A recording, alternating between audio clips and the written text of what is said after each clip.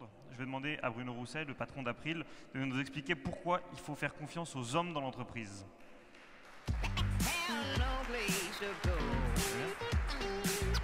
On reste debout ou c'est une bonne transition avec ce qui vient d'être dit. Bah oui, justement, c'est-à-dire que... Parce que derrière ce qui vient d'être dit, je pense que on met l'humain au premier plan. Et c'est tout à fait intéressant d'ailleurs de le mettre au pluriel. Est-ce que vous êtes d'accord avec ce qu'a dit Flore? Parce qu'elle a dépeint quelque chose d'extrêmement sombre, où on dit en fait à force de moi, et je crois qu'il y a une étude récemment du Pew Research sur la montée de l'individualisme en Europe, que malheureusement on voit quand même une montée d'individualisme et de renforcement, et elle dit cette économie a toujours laissé l'homme de côté. Donc on va écouter vos pistes pour aller vers plus, mais est-ce que vous partagez son pessimisme? C'était sombre quand même. Non, alors c'est pas du pessimisme pour moi, c'est du réalisme. Hein, je pense que le meilleur moyen de changer, c'est de prendre conscience de ce qui se passe, et c'est qu'elle nous a merveilleusement bien expliqué. Donc ça peut paraître sombre, mais comme cela a été dit, si on attend encore un petit peu, ça sera trop tard. Voilà. Donc parfois il faut savoir, je dirais, présenter les choses de façon un peu plus dramatique.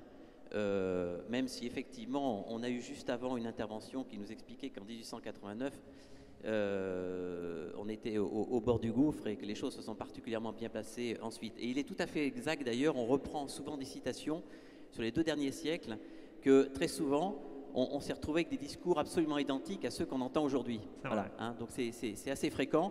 Bon, mais c'est pas une raison aussi pour se laisser aller. Alors, concernant il faut oser faire confiance à l'homme en entreprise, ça fait aussi écho à ce que disait Flore à l'instant.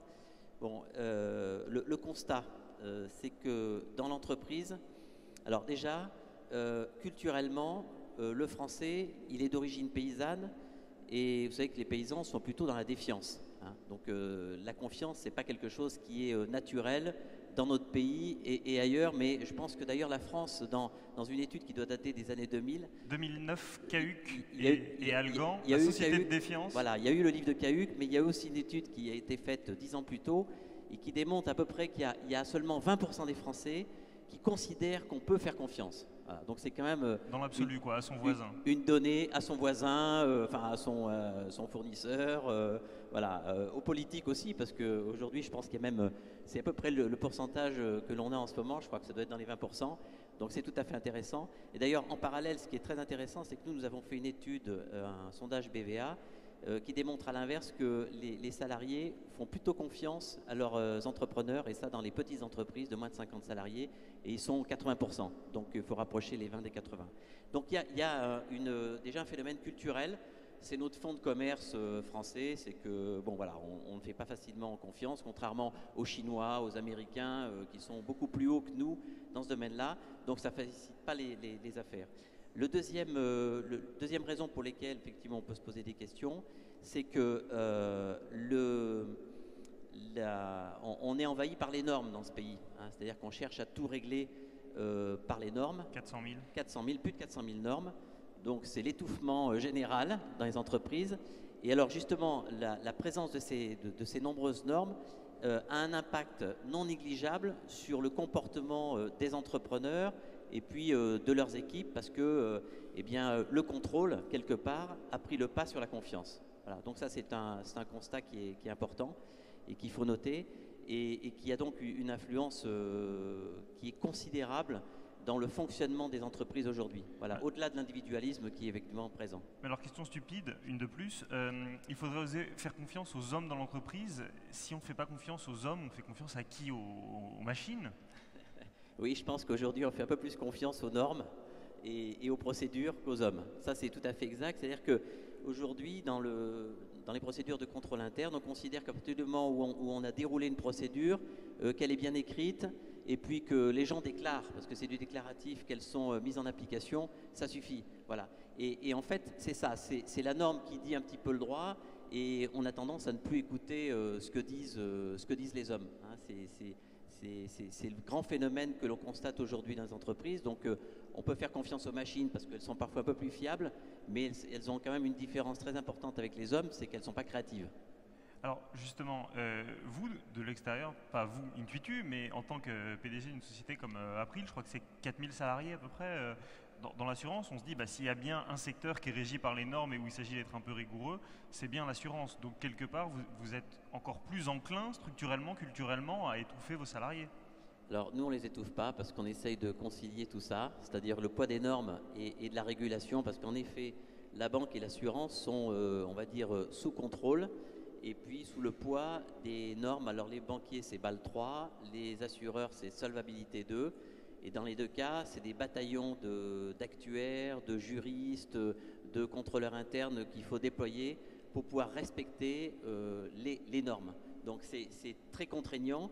Mais ça se gère avec un peu d'intelligence quand on redonne la main et qu'on donne des responsabilités et de l'autonomie aux acteurs, c'est compatible. Mais ce que j'observe quand même, c'est que dans un certain nombre d'entreprises, le poids des normes l'emporte sur la confiance que l'on donne à son entourage. Et vous, très concrètement, comment est-ce que vous avez fait pour redonner, mais puisque si on garde, si on file la métaphore de l'asphyxie, comment est-ce que vous avez fait pour redonner de l'air à vos collaborateurs? Alors, le groupe April est organisé en réseau d'entreprises. Hein. Donc, déjà dans sa construction, il y a 45 sociétés et à la tête de chaque société, il y a un entrepreneur ou un intrapreneur, comme vous voulez. Hein. Donc, vous ne vous considérez pas comme le grand chef, quoi. Non, moi je suis un animateur socioculturel dans cette entreprise. Voilà, à un moment donné, il y a des dirigeants.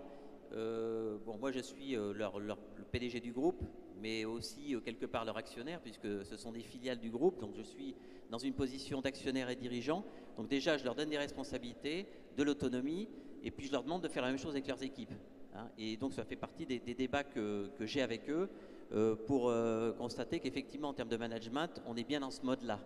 Hein, et que la confiance est là et qu'on n'est pas dans l'hyper-contrôle, mais qu'on a débridé les imaginations, qu'on a débridé les initiatives, qu'on a donné une part au risque un peu plus faible et qu'on laisse toute sa place à la créativité. L'exemple que je donne, si vous voulez, April est une entreprise de croissance et je pense qu'aujourd'hui on a besoin d'entreprises qui grandissent. Pour qu'une entreprise grandisse, il faut qu'on soit dans ce système de confiance. C'est-à-dire que si vous voulez tout contrôler, tout maîtriser, vous ne pouvez plus grandir. Moi, je connais un tas de sociétés qui se sont bloquées à un instant T parce que le patron n'a plus confiance dans ses N-2, ses N-3, et donc il bloque parce qu'il a peur de l'avenir. On a parlé de la peur tout à l'heure, je pense que c'est un vrai phénomène qui est absolument répandu. Donc moi, j'oppose plutôt l'amour et l'amitié à la peur, parce que ça ouvre franchement des horizons. Et dans un monde d'entrepreneurs comme le nôtre, on a besoin de cette créativité et c'est celle-ci qui fait avancer les choses. Alors peut-être justement parler peut-être un petit peu du recrutement et des profils qui viennent pour cette histoire de confiance. Quand vous dites les hommes, c'est évidemment générique et en grammaire française, le masculin l'emporte sur le féminin, mais on ne va pas fâcher aux deux tuins. Voilà. C'est la grammaire qui le dit, c'est pas nous. On se doute que vous recrutez des hommes, des femmes, mais là aussi, il y a un bataillon de normes. Il faut avoir tant de seniors, tant de juniors, tant de quartiers, etc. Comment est-ce que vous redonnez de la marge pour dire on accueille tous les talents et c'est pas de la lutte des places? Alors là aussi, on essaye de concilier les obligations qui pèsent sur l'entreprise et puis ce que j'appelle ce système confiance. Donc c'est compatible.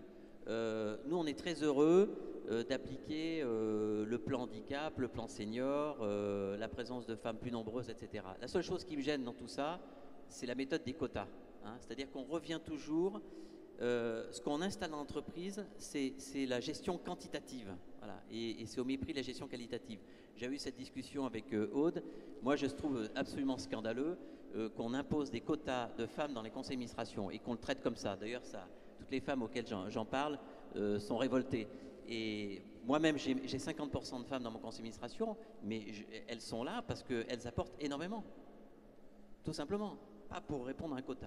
Donc les seniors, effectivement, les jeunes, on a créé chez April une école pour des jeunes de banlieue et on les amène à un stade de bac-12, à un emploi, à une qualification, etc. Dans une entreprise, ça crée un choc énorme. Ça redonne du mouvement. À partir du moment où vous faites monter les gens dans l'entreprise, ça redonne de la puissance, du mouvement et de l'enthousiasme en général. Alors si tous les patrons étaient vertueux comme vous en matière de parité, on pourrait sans doute effectivement se passer de quotas, mais le quota, il a le mérite de mettre des gifles à ceux qui sont un petit peu récalcitrants et puis qui sont les dépositaires d'un machisme larvé. Oui, mais ça, la gestion des quotas on ne peut pas forcer quelqu'un à être moral. Voilà. D'abord, l'entreprise n'est pas morale, elle est amorale, et on ne peut pas forcer quelqu'un à être moral. Et donc, je pense que ce système est dangereux, c'est-à-dire que cette espèce de contrainte me paraît pas saine. Enfin, en tout cas, la façon dont c'est fait, ça n'est pas sain. Peut-être un dernier mot pour dépasser le cas d'April. Dans le livre justement dont on parlait d'Algan et Cahuc, ils expliquent que le fait de retisser de la confiance, c'est de l'ordre de 2 points du PIB. Alors j'ai pas tout compris parce que moi je suis plutôt en littéraire, donc j'ai pas compris leur algorithme, mais il paraît que c'est sérieux. Comment est-ce qu'on pourrait, enfin, quels sont d'après vous les maîtres mots et les facteurs clés de succès en termes d'autonomie que vous avez initié chez vous, qui pourraient être dupliqués ailleurs, soit dans des plus petites structures, soit dans des entreprises qui ne seraient pas, par exemple, dans le domaine de l'assurance? Alors, pour que ça marche, la première chose, c'est qu'il faut que le dirigeant ait confiance en lui. Parce qu'on ne peut pas avoir confiance en l'autre si on n'a pas confiance en soi. Première chose. Donc ça ne marche pas chez tout le monde. Parce qu'il y a des gens qui n'ont naturellement pas confiance en eux, donc ils n'ont pas naturellement. Voilà. Donc le choix des dirigeants est très important. Il a un impact qui est tout à fait considérable pour qu'ensuite la confiance se propage. Donc il n'y a pas vraiment de recette, c'est plus une attitude, un état d'esprit, une confiance en soi à acquérir, une vision du monde aussi, parce que je pense que si on a une vision du monde qui est une vision apeurée, pessimiste, on ne peut pas faire avancer les gens. Et la confiance là d'ailleurs ne suffit pas, il faut aussi qu'ils voient le projet et qu'ils se sentent suffisamment en confiance à leur niveau, parce que les lignes sont tracées, parce que les perspectives sont là, pour qu'ensuite ils puissent se mettre en route. Donc il n'y a pas vraiment de règle. C'est d'abord un état d'esprit et des convictions. Et vraiment, ce que je peux dire à l'assistante ce soir, c'est que je le pratique chez April, mais je le pratique également dans d'autres sociétés que j'accompagne dans leur croissance. C'est absolument fulgurant. Voilà. Donc ça libère les énergies et il faut aussi éliminer la peur. On est quand même avec tous ces systèmes de normes qui nous environnent, qui nous emprisonnent. On organise la peur généralisée, quoi, et je pense que les médias ont peu de responsabilité aussi dans ce domaine-là, il faut aussi le dire, c'est que les bonnes nouvelles ne font pas vendre, les mauvaises nouvelles font bien vendre. Alors, puisque ma corporation est attaquée et vous avez 1000 fois raison, mais lundi, dans Le Monde, il y avait l'Impact Social Journalism Day poussé par Ashoka, c'est-à-dire qu'il y a 2-3 types, notamment Spark News, Shamengo et d'autres médias qui se sont rendus compte qu'il fallait peut-être aussi parler de ce qui allait bien parce que ça pouvait polliniser. Un dernier mot peut-être de conclusion sur cette confiance dans les hommes? Un dernier mot, oui, tout simplement. Alors, il faudrait oser, puisque c'est le thème. Voilà, donc c'est surtout dire à chacun que ça marche. C'est-à-dire que lorsque un enfant apprend à faire du vélo, au départ on lui tient la selle. Mais si vous ne lâchez pas la selle, il n'apprendra jamais à faire du vélo, quand bien même il court le risque de faire une chute. Et à ce sujet-là, pour faire confiance, il faut accepter aussi la chute. Lire le bouquin de Labro, tomber 7 fois, se relever 8. Merci infiniment. Merci. Bruno Rousset.